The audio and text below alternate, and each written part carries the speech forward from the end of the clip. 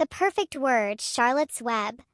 Templeton the rat lived by his own rules. And his #1 rule was, every rat for himself. But when Wilbur the pig came to the barn, things started to change.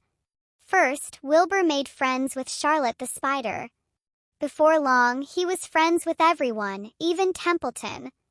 But then something terrible happened. Templeton accidentally told Wilbur a secret. Come Christmas time, Wilbur would be turned into sausage and bacon. Charlotte knew she had to save her friend from the terrible fate he'd been told. She just didn't know how. Then she had an idea. She did what she did best. She spun a beautiful web with the words "some pig" in it. People came from all over town to see the web. That saved Wilbur for a while. But soon Charlotte needed more words to spin. That was where Templeton came in. That rat is always dragging in trash with writing on it, Gussie the goose pointed out. First, Templeton refused to help. But then he realized something. Having a pig around meant lots of scraps for him to eat. So off he went to the dump to find more words to save Wilbur. A pair of crows sat on a sign. They spotted Templeton scurrying toward the mounds of trash. "Want to go mess with him?" one crow asked. "Sounds like fun," the other replied. Crows cawed and dive-bombed Templeton. He darted into a coffee can just in time. "The rat is not enjoying this," Templeton muttered. He was almost ready to give up.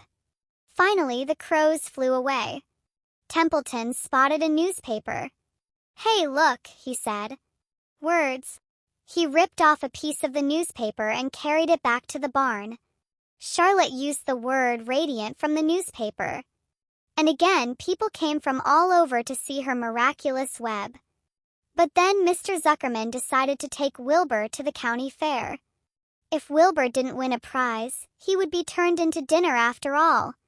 Charlotte couldn't let that happen. She needed another word. Once again, Templeton refused to help. "What's in it for the rat?" he asked. The geese told him exactly what was in it for him. Food.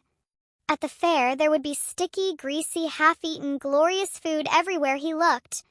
Templeton and Charlotte snuck along to the fair.